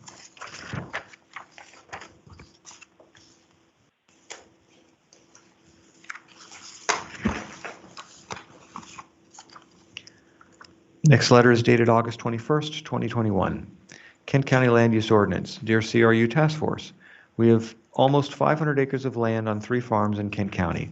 The farms were purchased nearly 50 years ago. We are fortunate to have Mr. Lee Bergen till them using good land stewardship practices, as well as enhancing our wildlife habitat and water quality with buffer strips, CREP plantings, and more recently quail habitat in the less productive areas. We purchased in Kent County because the soils were good and the farm areas were undeveloped, adding to hunting potential. Please maintain these high standards of the zoning ordinance in order to keep our land values high while respecting the very progressive farmers we have in the county. Good zoning minimizes conflict among property owners and users, so please keep manure storage buildings at least 600 feet from a neighbor's property line. Keep data centers out of the ag areas and put them in the industrial districts. Do not allow residential density to increase and fragmentation to occur in the AZD by eliminating the 10% rule and the reset of zoning densities from current ordinance. Thank you, Melton Point Duck Club, LLC.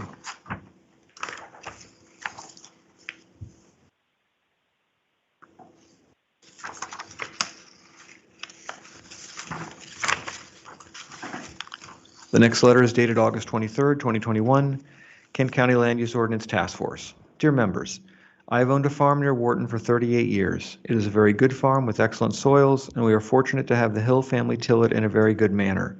It also has very good habitat for hunting. I know you are updating the Kent County zoning regulations.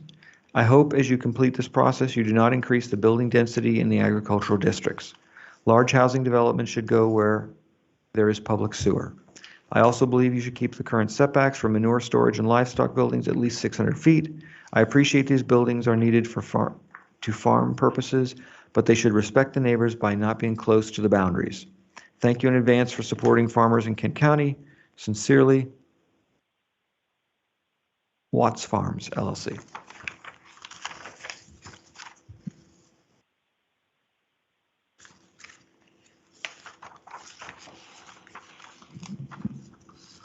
And the final letter is dated August 31st, 2021, Kent County Rezoning Task Force regarding proposed agricultural zoning changes. Dear Committee, we were fortunate to discover Kent County over 40 years ago and were also able to purchase a 220-acre farm with good soils and productive woodlands. The Dill family has done a good job of being a good steward of our tillable lands over those many years. It has been difficult to participate in the rezoning process over the internet, but we do have concerns about proposed changes in the agricultural zoning districts. We do not want permanent large manure storage buildings near our property line, which will devalue our property values. They should be at least 600 feet from a property line. Removing the 10% rule would cause many farms to be subdivided, then sold to non-farm interests. Data centers are non-agricultural uses and should not be in the agricultural zones. Thank you for working to update Kent County zoning, but I hope you respect the rights of farmland owners and farmers with thoughtful, comprehensive zoning. Sincerely, the Kerr-Hessen Trust.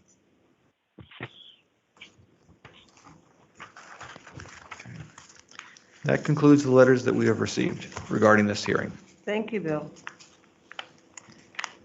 And I think that will conclude our public forum for this evening.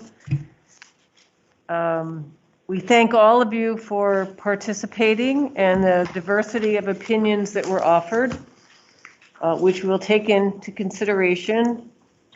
In case anyone's unaware, the task force will continue this process. It doesn't end here. So we still have many months ahead of us to deliberate some of the amendments and some additional ones that actually have come in late. And again, the deadline for those final amendments is October 31st.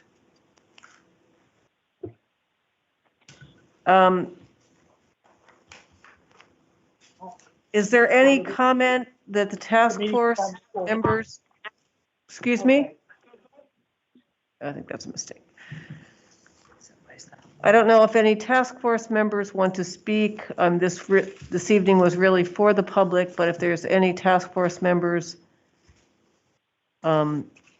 wishing to make a comment.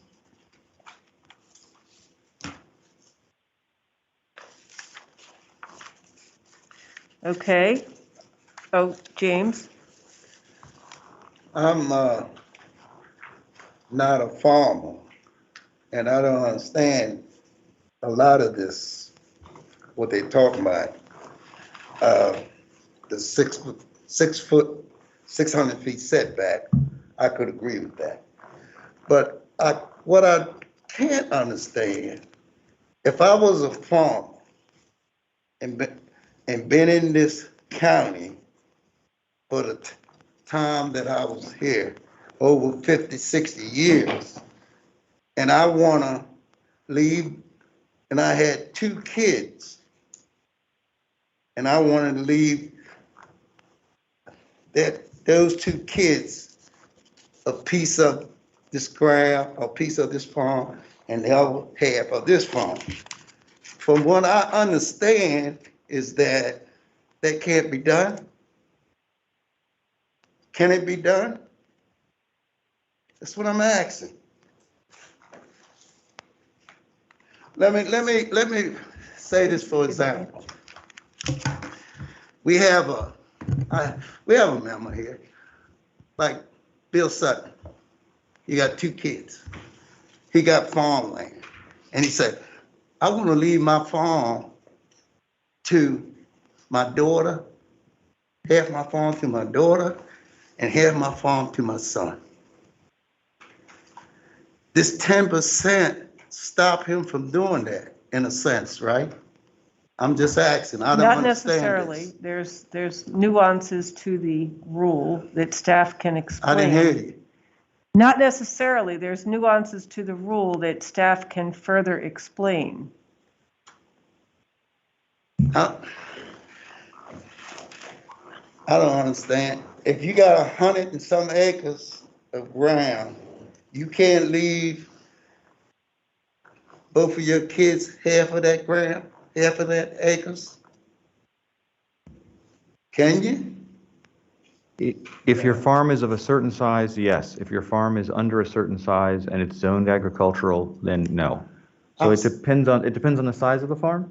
Okay, I'm saying if you got a farm 130 acres, so the rule is you're going to stop that individual from splitting that farm? If it's zoned AZD and it's under 200 acres and you're trying to divide it and it's been divided before, then yes, you would not be able to divide that particular size farm. I can't see that. I can't.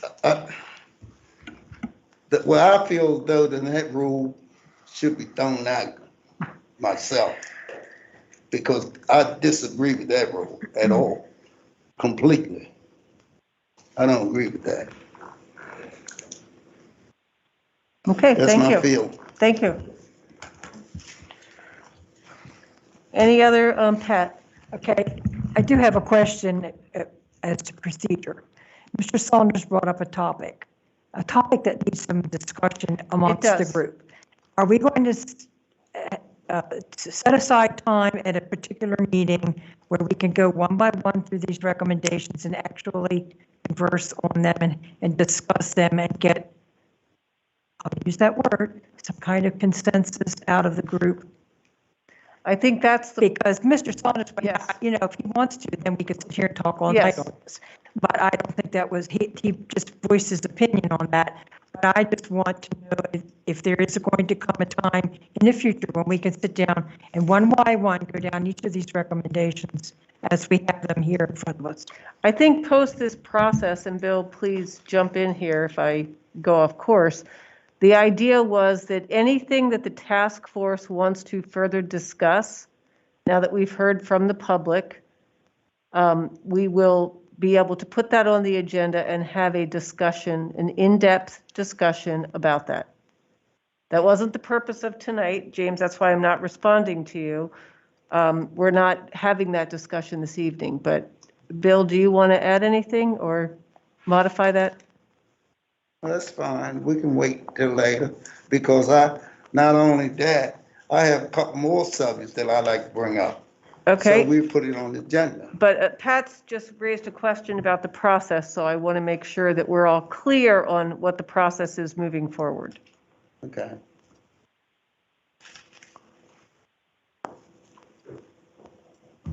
So having the recommendations be on the agenda multiple times, the idea was if there were things that folks wanted to talk about, they could talk about them. We'll have that on the agenda if you want to bring it up. I hadn't envisioned a item by item discussion again, but if there are specific recommendations that the task force feels don't represent their views and a member wants to bring that up and discuss that, we can certainly do that. I think under old business, we could bring up anything. So if Yes. if you feel like we need to further discuss, we don't have enough resolution, or folks are impacted or influenced by what the public has offered, I think that we need to bring it up under old business and have those discussions. So there's time on every agenda to do that. So it's not going to be, so it's not going to be written in the agenda that tonight we're going to speak on the 10% rule in a forthcoming I think in the if next we meeting, wanted- because if you just do it, wing it, like, oh, tonight we're going to talk, I bring it up. Let's talk about the 10% rule, or let's talk about data centers or whatever. It's not on the agenda for everyone to know. It's on the agenda tonight. So they do some preparations if they want to do preparation, and don't come in here and hit it cold. I think that's the topic for tonight. Okay. I think it should be on an agenda. I think that's a good point, Pat. So why don't we, I'd like to suggest that if any task force member wants to further deliberate, that they let Mr. Mackey know in advance of the meeting so that we can add it under old business. Does that work for you, Bill? So any task force member, if you're going home tonight and there's an item that you want to further deliberate, that way we can all be informed and staff can be prepared to assist.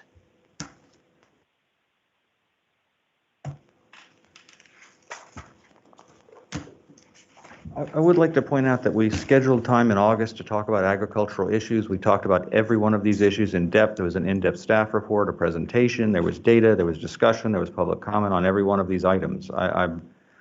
I'm sort of a little flummoxed that we feel like somehow that we've never discussed this before. I mean, we've had lengthy discussions scheduled in August so farmers could come specifically, and they did. But we never, after the public spoke, we never went back and discussed it and came to a conclusion. Your notes are what we talked about. Then we said, now, does the public want to say anything? They came up and spoke, and we read letters and whatnot. We never reacted to what the public said.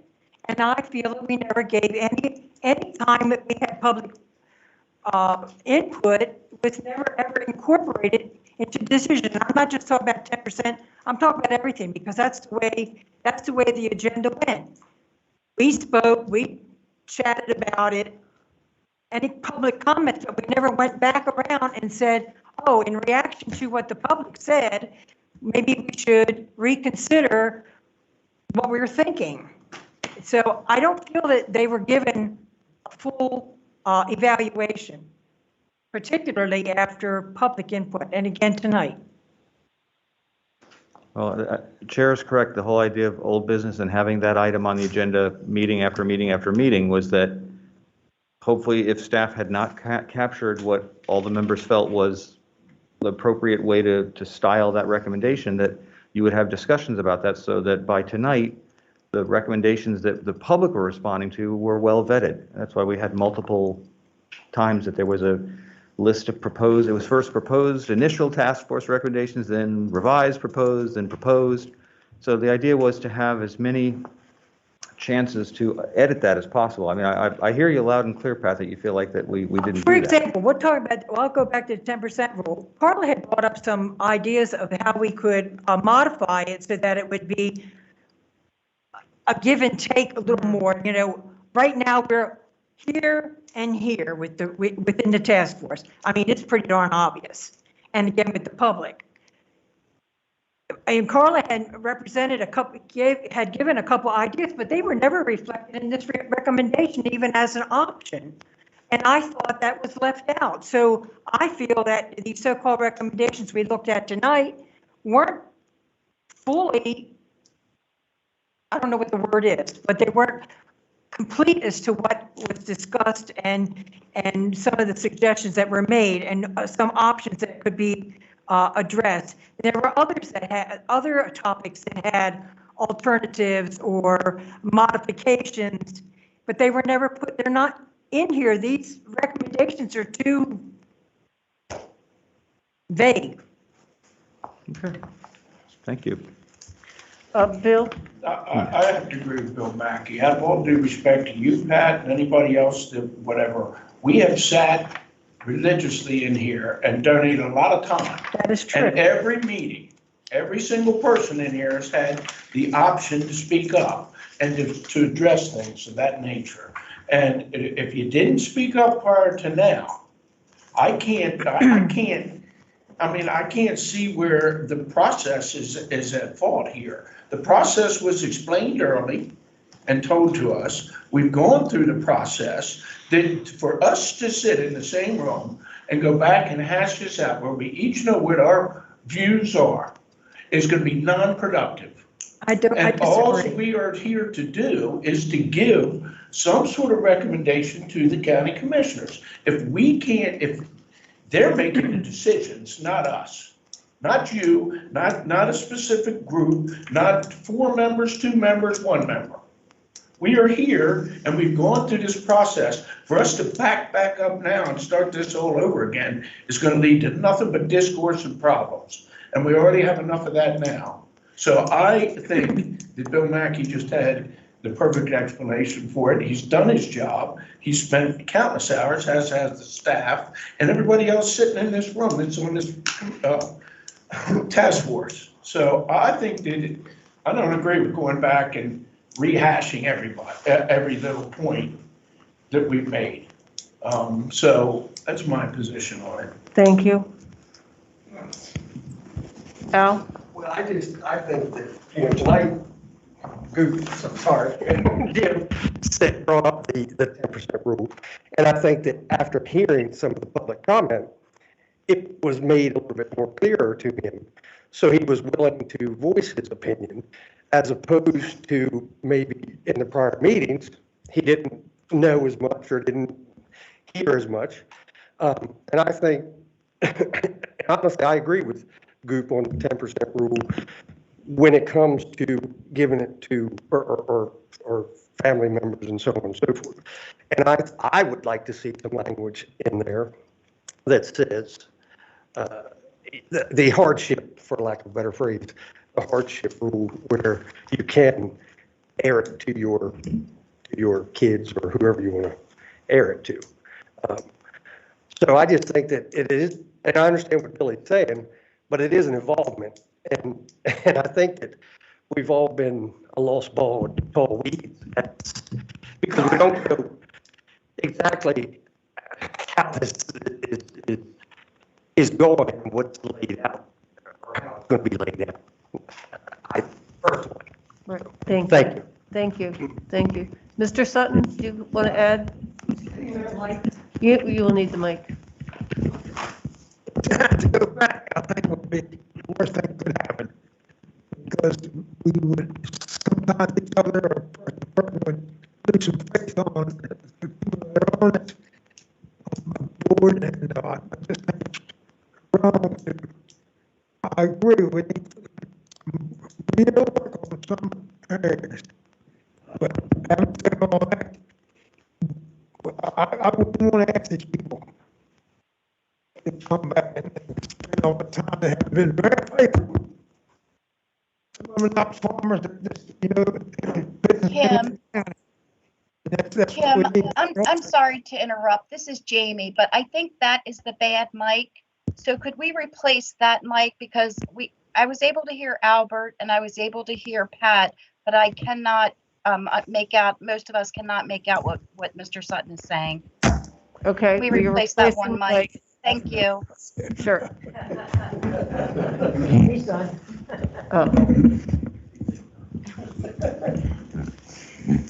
So again, I just want to, I think the idea is not to go back and rehash every one of these amendments. And if you feel compelled that we can have a fruitful discussion on a specific amendment, and you feel that we didn't resolve our discussion, I think we should suggest it to Mr. Mackey, put it under old business, and I think we'll have to monitor ourselves so that we are not going back systematically through every single one of these amendments. I mean, the idea is we can't have the same discussion and end in the same place. I think we should do it in the spirit of perhaps there is a compromise or there's a path forward where both sides can reach better consensus. I think that anyone making a suggestion should approach it in that spirit so that we do not just spin our wheels. Kim. Yes, Tom. Yeah, I don't know that, like I say, we've discussed this, and it seems like when you look at everything, the big discussion is the 10% rule. And I don't know, I don't know that those on either side are going to change their minds. Now, perhaps we can come to some kind of compromise. I don't know. But in all due respect to our planning commission, I mean, to our planning staff, they have worked hard. And you know, these night meetings, we've had another person in planning and zoning quit. And we're putting a lot of pressure on them with everything else that they have to do. And like Mr. Mackey said, when we just, how many times can we discuss the same thing?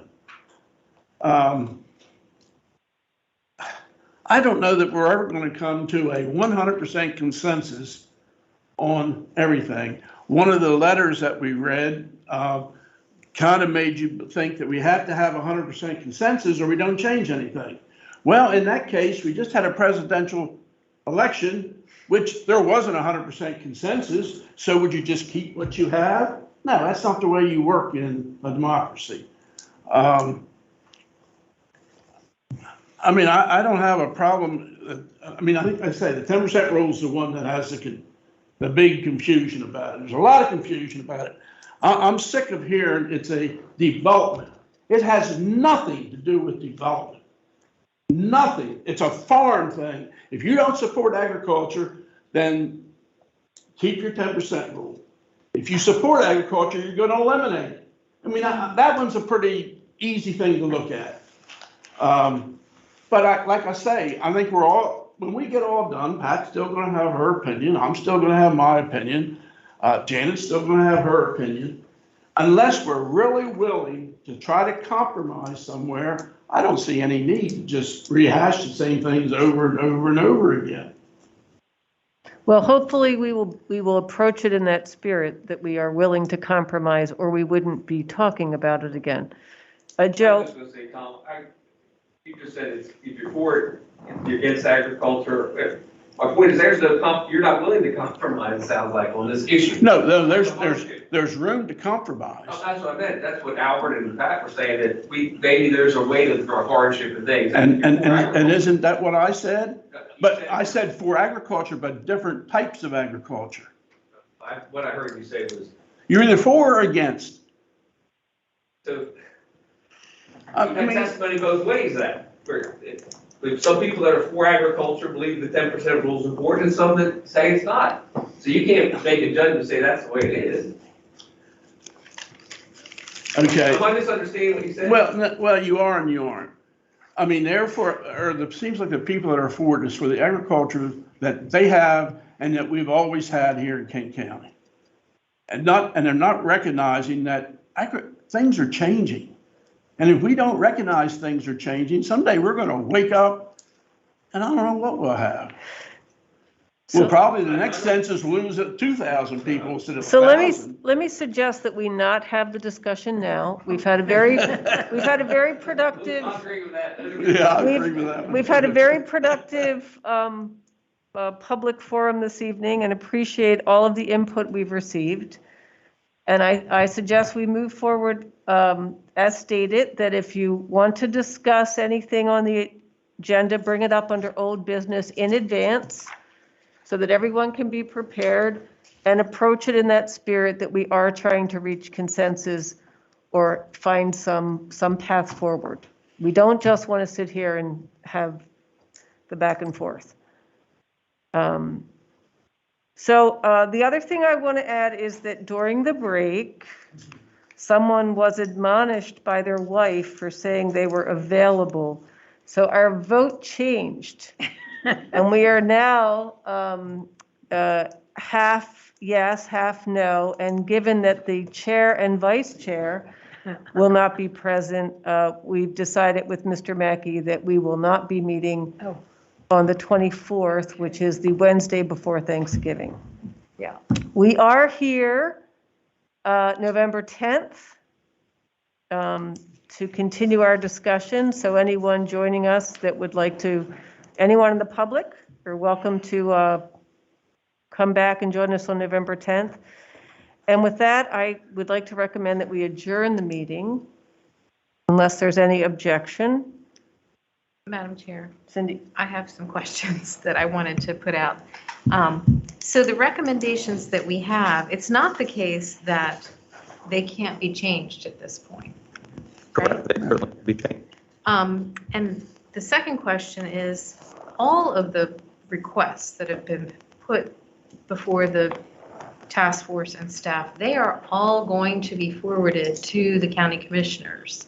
Correct. And so really it's an issue of the task force feeling as though the recommendations or the assessment of the request reflect what the task, each member really is what each member of the task force views are. Because we haven't taken a vote. It's been a consensus. And the descriptions so far have laid out what one or two task force members have said, and what another has said. And in many cases, there isn't a resolution of the difference of views. It's just a statement of what the task force. So perhaps the way forward is to incorporate the views of the task force that then go along with the request. Since we have not always, you have not always reached an agreement or a consensus. The goal of my plan is to forward whatever this group puts together to the commissioners. The ideal is that whatever ideas and outcomes come out of this group are presented to the Board of County Commissioners for their use in creating legislation. So that may be a long discursive piece. It can be short and sweet. I mean, each different topic may have a different approach. But the idea is, this group is a group of citizens and experts and people who wear many, many hats. The idea was to gain intelligence from their discussions and their interaction with the public to better inform county commissioners about the decisions that they would be making. So that's I think what you just said is a perfect reflection of that. And do the task force members have an idea of what the outline is of the next steps going forward, at least in the next couple of months? in terms of recommendations. So I know we have some new requests that have come in. We'll have new requests. These recommendations based on what has been brought to the table tonight. The idea is that at any time, the task force can make changes to their recommendations based on what they heard if they desire to do so. We'll be screening some more requests since they've come in, and then we're going to be working on the larger document. So there's the condensed version of the document that we talked about that's almost ready to share. And so that will be something that you all will be able to see and wade through, and then once you've seen the condensed version, then we're going to make track changes to put in the things that from these recommendations that that we discussed. So that then you can go through the document and see where things have changed. It's not going to be a lot of track changes because a lot of the consensus or discussion, if you want to call it that, was not to change things. So there's really going to be a fairly surgical series of changes. And then we're going to hear from the consultant who has been working on best practices and reflecting all those things from the comp plan, and then those changes will get layered in and track changes. So there'll be at the end a document with track changes throughout it. It's been condensed, repetition has been removed, and then that document, this body will guide staff on what, do you think we captured right? Do you want this in, out, etc. And then that document will go to the county commissioners as a formal recommendation.